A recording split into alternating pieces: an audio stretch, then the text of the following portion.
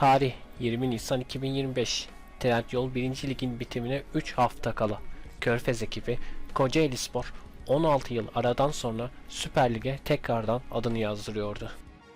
Trendyol Süper Lig 2025-2026 sezonu takımları şu şekilde sizlere gösteriyorum. İnen çıkan takımları ayarlamış durumdayım bu arada.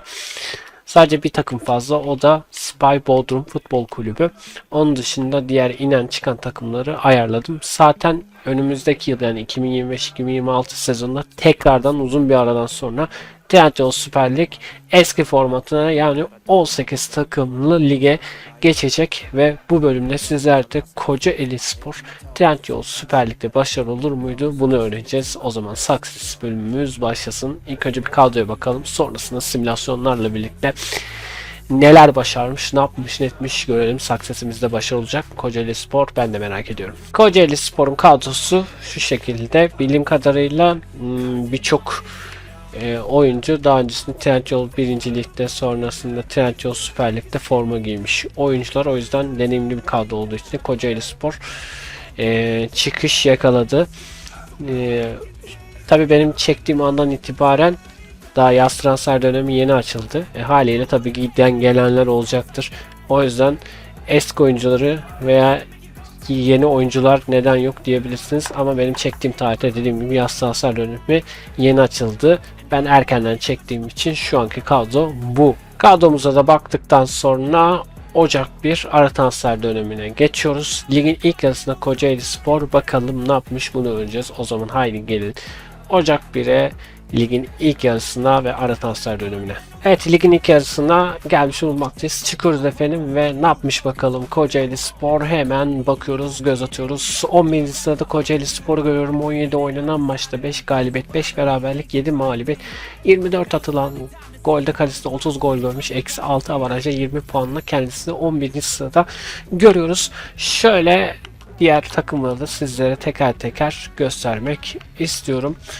Tabi Ziraat Türkiye Kupası da var. Ziraat Türkiye Kupası'nda daha bize gelmemişler diye düşünüyorum. Daha 5. turlar falan oynanmıştı. Bir bakalım yine. Aynen 5. turlar oynanıyor. Daha bize gelmiyor bildiğim kadarıyla. Aynen. Daha Süper Lig'e gelinmemiş. Bu şekilde bir tablo var. Bu arada şöyle şu söylemeyi unuttum. Evet, Galatasaray birinciymiş. Trabzonspor ikinci, Beşiktaş üçüncü, Fenerbahçe 4. ve Kasımpaşa 5. sıradaymış.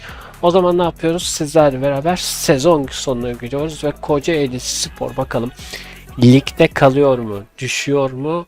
Yoksa daha da yükselip bir anda Avrupa'ya mı gidiyor? Yoksa bir anda şampiyon mu oluyor? Bunu öğreneceğiz. O zaman haydi gelin sezon sonuna doğru geçiyoruz. Geldik sezon sonuna ve sezon sonunda bakalım Kocaelispor ne yapmış? Görelim. Çıkıyoruz efendim hemen.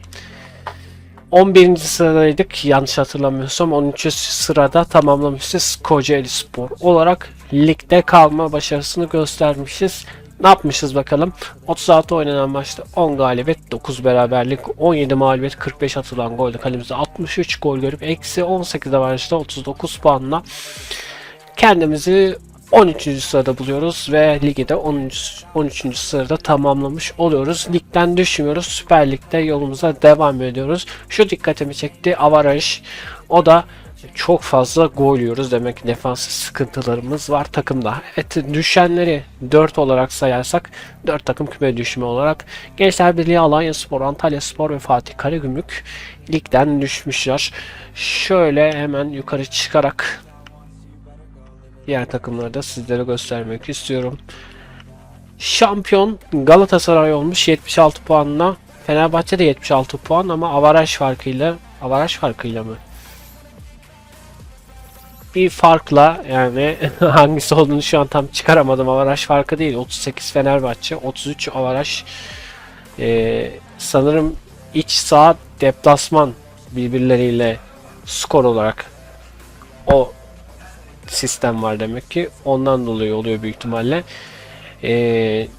Galatasaray demek ki Fenerbahçe iç saha deplasmanında daha yüksek skor elde etmiş ki öyle şampiyon olmuş. Çünkü ikisine baktığımızda avarajla, mesela avarajda 38 puanla Fener'in olması lazım. Galatasaray'ın 33. İç saha iki takım birbirleriyle iç saha dış saha deplasmanda attıkları birbirlerine gol sayısına göre bakılıyor. Demek ki onda da Galatasaray öndeymiş. Galatasaray şampiyon olmuş. Fenerbahçe 2. Trabzonspor 3. Eyüpspor 4. ve Beşiktaş 5. sıradaymış. Şöyle hemen Ziraat Türkiye Kupası'na bakıyoruz. Ziraat Türkiye Kupası'nda da finalde Beşiktaş 2-1 Kasımpaşa'yı mağlup ederek kupanın sahibi olmuş. Diğerlerine bakmaya gerek yok zaten. Bir gidip ama bizim kadromuzda şu takım yönetiminde şöyle bir kadroma bakmak istiyorum. Kocaeli Spor'a. Evet, birbiriyle anlaşmayan bir takım var. Artı bir veren bir Ryan Mendes var. Bunun dışında hiçbir oyuncu birbirine artı falan vermiyor. Bu durumlarda birbirlerine artı vermeleri çok önemli. Takım ruhu çok önemli. Artı veren takımlar genelde çok başarılı olur. Success'lerde bu şekilde bir tablo oluşmuş. Evet. Videomuzun burada sonuna geldik. Kendinize iyi bakın. Yeni videolarla inşallah daha farklı videolarda da yine karşınızda olmaya çalışacağım. Şimdilik benden bu kadar. Bay bay efendim.